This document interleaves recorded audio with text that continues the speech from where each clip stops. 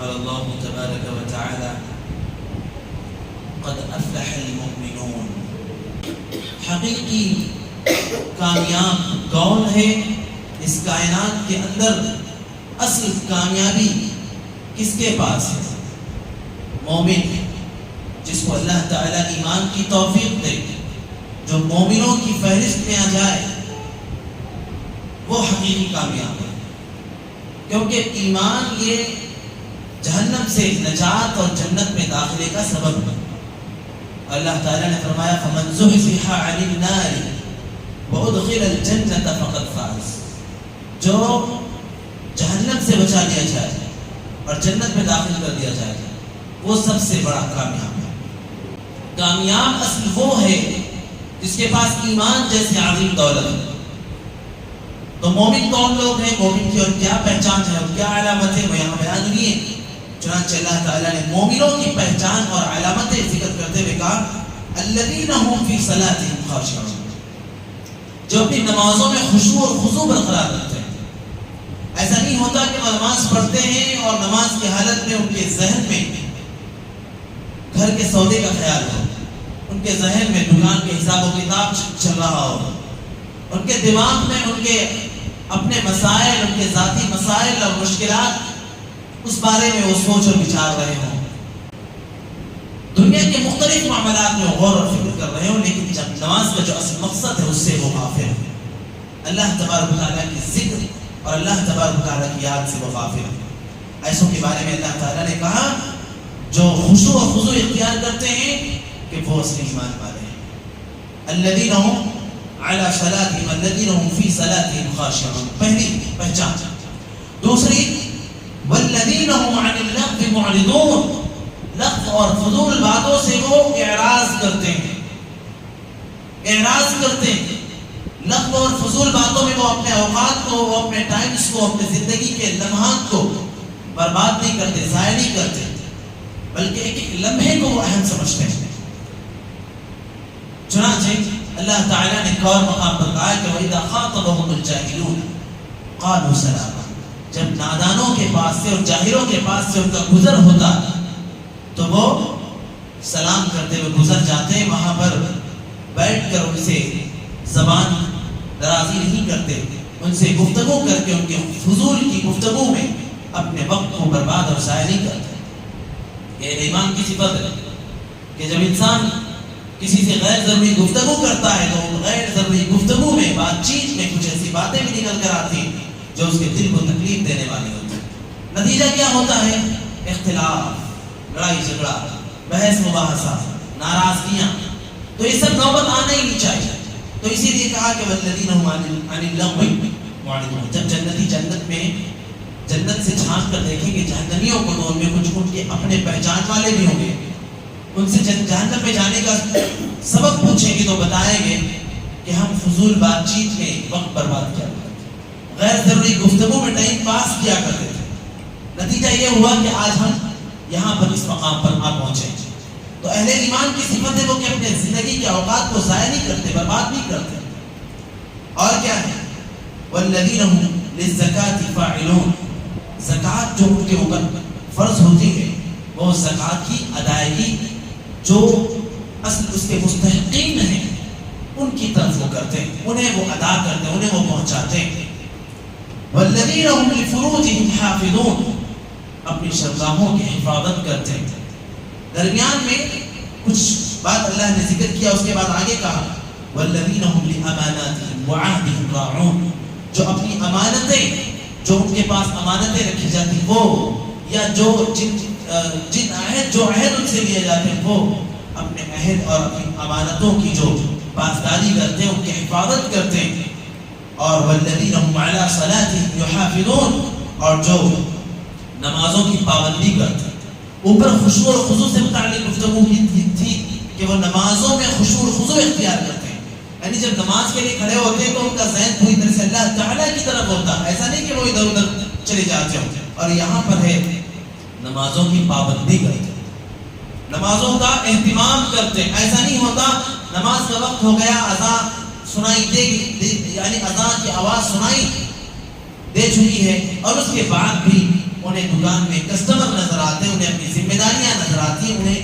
کام کاج نظر آتے ہیں، لہذا وہ اپنے ان سارے معاملات کی وجہ سے نماز سے غفلت نہیں کرتے بلکہ نمازوں میں پابندی کرتے ہیں، اس کا اہتمام کرتے ہیں، اس کی حفاظت کرتے ہیں۔ ایسوں کے بارے میں اللہ تبارک و تعالیٰ نے کہا اولئک هم الوارثون، یہی لوگ حقدار ہیں، یہی لوگ وارث ہیں۔ کس چیز کے وارث ہیں؟ الذین یرثون الفردوس هم فیہا خالدون، یہ لوگ جنت الفردوس کے وارث ہیں، یہ لوگ جنت الفردوس کے حقدار ہیں اور ہمیشہ اس میں رہنے والے۔ کیا پتہ چلا کہ ایمان یہ کامیابی کی ضمانت ہے، اور ایمان ان لوگوں کے اندر ہوتا ہے جن کے بارے میں اللہ نے کہا کہ جب وہ نماز کے لیے کھڑے ہوتے ہیں خشوع و خضوع اختیار کرتے ہیں، پہلی صفت۔ دوسری صفت فضول باتوں سے بچتے ہیں۔ تیسری صفت اپنی شرمگاہوں کی حفاظت کرتے ہیں۔ چوتھی صفت امانت جو ان کے پاس رکھی جاتی ہے یا عہد جو ان سے کیے جاتے ہیں ان کی پابندی اور حفاظت کرتے ہیں۔ پانچویں صفت نمازوں کی حفاظت اور اس کا اہتمام کرتے ہیں۔ یہ 5 صفات آیت کریمہ یعنی آیت نمبر 5 کے بعد اللہ تعالیٰ نے کچھ بات ذکر کی ہے کہ والذین هم لفروجہم حافظون، اپنی شرمگاہوں کی حفاظت کرتے ہیں سوائے اپنی بیویوں اور اپنی لونڈیوں کے۔ یعنی اللہ تعالیٰ نے جو ان کے لیے حلال راستے اللہ تعالیٰ نے ان کے لیے جو حلال راستے بنائے ہیں شرمگاہوں کے استعمال کے، ان سے ہٹ کر وہ غلط طریقوں پر نہیں جاتے۔ بات واضح ہے، سمجھ میں آ رہی ہے نا؟ اور آگے اللہ تعالیٰ کا فَمَنِ ابْتَغَى وَرَاءَ ذَلِكَ فَأُولَئِكَ هُمُ الْعَادُونَ، جو اپنی بیویوں سے ہٹ کر یا اپنی لوڈیوں سے ہٹ کر دوسرے طریقے سے اپنی شرمگاہوں کا استعمال کرتے ہیں وہ لوگ حد سے تجاوز کر سکتے ہیں۔ فَمَنِ ابْتَغَى وَرَاءَ ذَلِكَ، وراء ذالک میں کیا چیز ہے؟ وراء ذالک میں ناجائز تعلقات، زنا جیسی گھٹیا لت ہے۔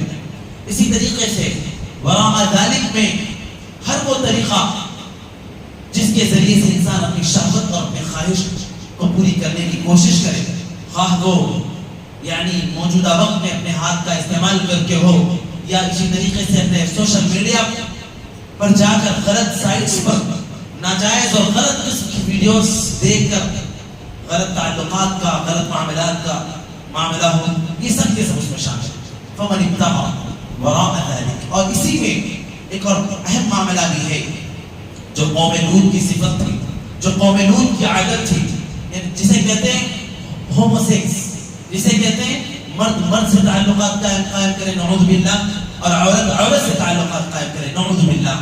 یہ اتنی گھٹیا اور اتنی یعنی گھناؤنی قسم کی حرکت ہے کہ کبھی کسی نے کسی نعوذ باللہ کسی جانور کو، کسی میل جانور کو کسی میل جانور کے ساتھ تعلقات قائم کرتے ہوئے نہیں دیکھا، کسی فیمیل جانور کو کسی فیمیل جانور کے ساتھ تعلقات قائم کرتے ہوئے نہیں دیکھا ہوگا۔ لیکن یورپ کے ان گھناؤنے لوگوں نے ایسی ایسی چیزیں دنیا میں متعارف کرائی اور ایسی ایسی چیزوں کو انٹروڈیوس کرایا، ایسے ایسے معاملات پیش کیے کہ آج دنیا میں انسانوں کا ایک بڑا طبقہ ایسا ہے کہ مردوں کی طرف اٹریکشن رکھتے ہیں نعوذ باللہ، اور عورتوں کی طرف اٹریکشن رکھتے ہیں۔ یہ فطرت سے بغاوت ہے۔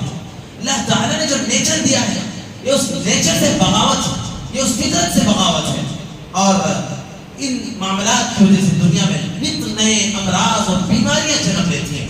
اس لیے اللہ تبارک تعالیٰ نے اسے بھی اللہ تبارک تعالیٰ نے حد سے تجاوز کرنے والے معاملات میں شامل کیا ہے۔ تو یہ صفات ہیں اہل ایمان کی۔ اہل ایمان ان صفات کا اہتمام کرتے ہیں اور نتیجے میں اللہ تبارک تعالیٰ انہیں جنت الفردوس کی نعمت عطا کرتے ہیں، جنت الفردوس میں ان کو ٹھکانہ عطا کرتے ہیں۔ اللہ تبارک تعالیٰ نے اسی سورۃ المؤمنون کی آیت نمبر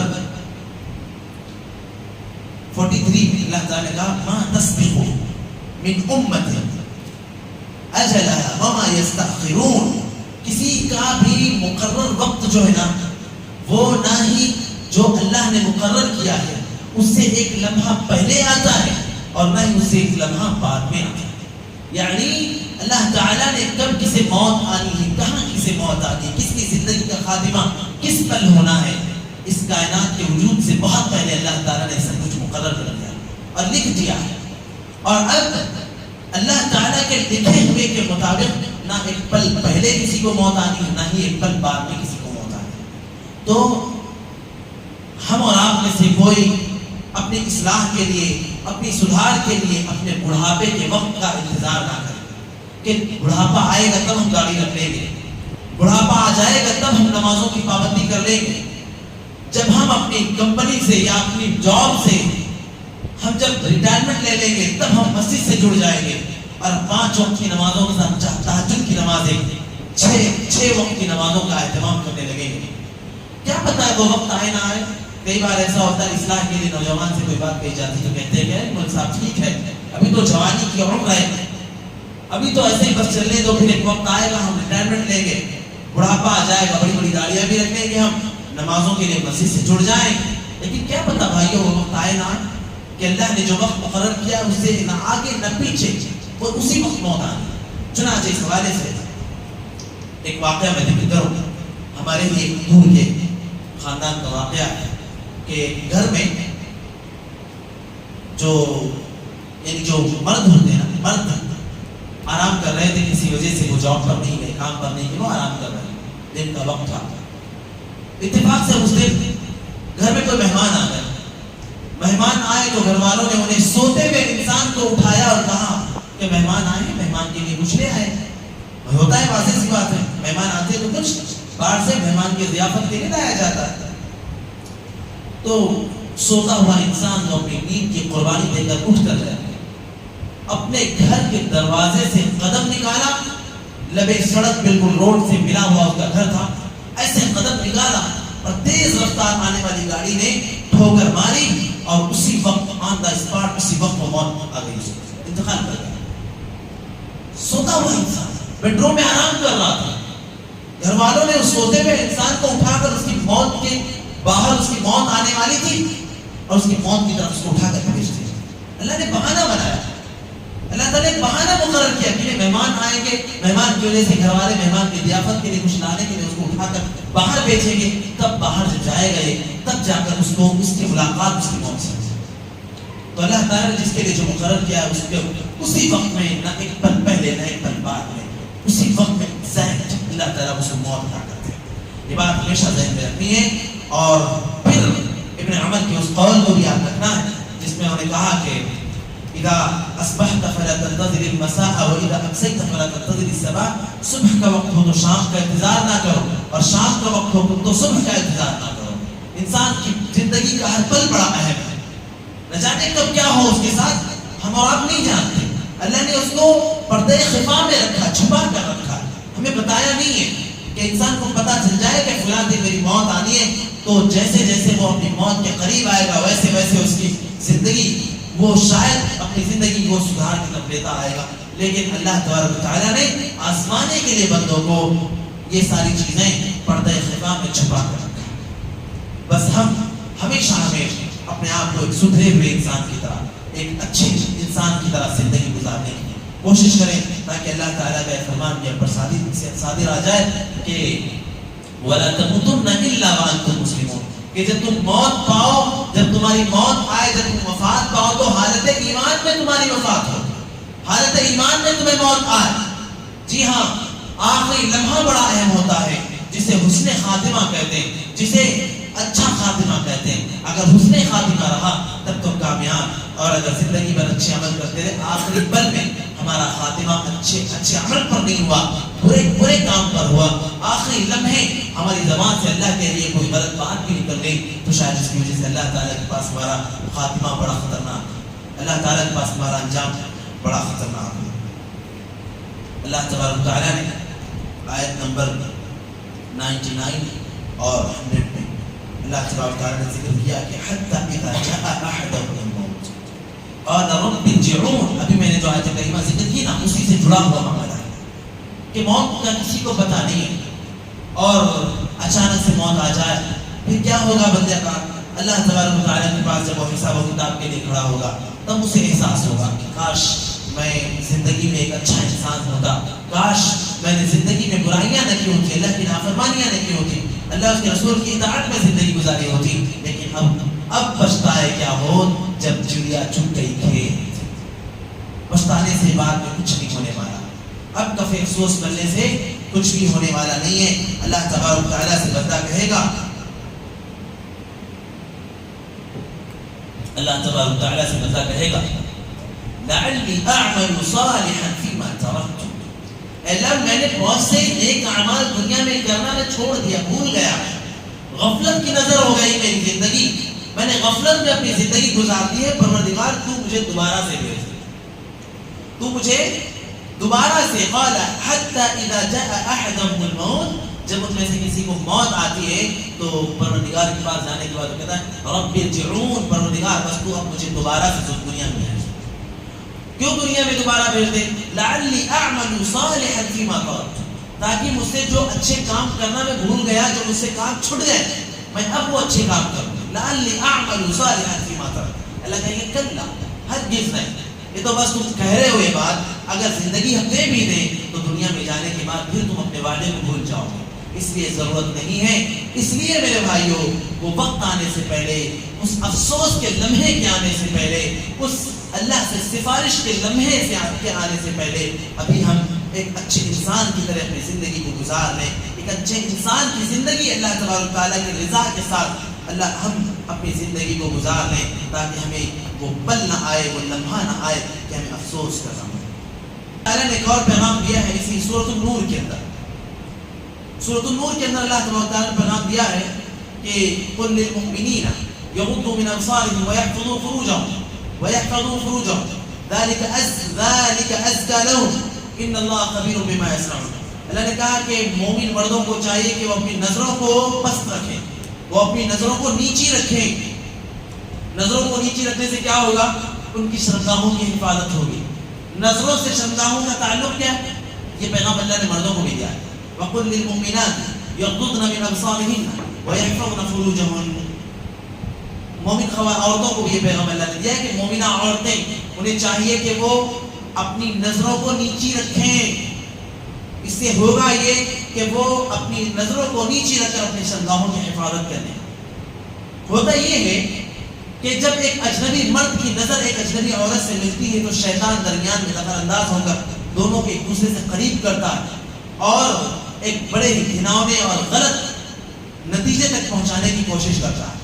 ایسے میں انسان جب اللہ تبارک تعالیٰ کے اس حکم پر عمل کرتے ہوئے اپنی نظروں کی حفاظت کرتا ہے تو وہ ہر قسم کی برائی سے اور اپنے دامن کو داغدار کرنے سے اور اپنی عصمت و عفت کی حفاظت سے اپنے آپ کو مضبوط کر لیتا ہے، اپنے عصمت و عفت کی حفاظت کر لیتا ہے، اپنے آپ کو اپنے دامن کو داغدار کرنے سے بچ جاتا ہے۔ ایک بڑی برائی جو نتیجے کے طور پر جس میں وہ پڑنے والا تھا اس سے وہ پہلے بچ جاتا ہے۔ اچھا، نظروں کی حفاظت اس لیے بھی ضروری ہے کہ انسان جو اپنی نظر سے جسے دیکھتا ہے اور اس کو پانے کی تمنا اور آرزو کرتا ہے، پھر اگر وہ چیز اسے نہ ملے تو زندگی پھر اس کی حسرت میں گزر جاتی ہے، زندگی پھر اس کی افسوس میں گزر جاتی ہے، اور اس کا نتیجہ یہ ہوتا ہے کہ اللہ تعالیٰ نے اس کے لیے جو چیزیں حلال رکھی ہے نا، وہ حلال چیزیں اس کے لیے پھیکی پڑ جاتی، کمزور پڑ جاتی ہیں۔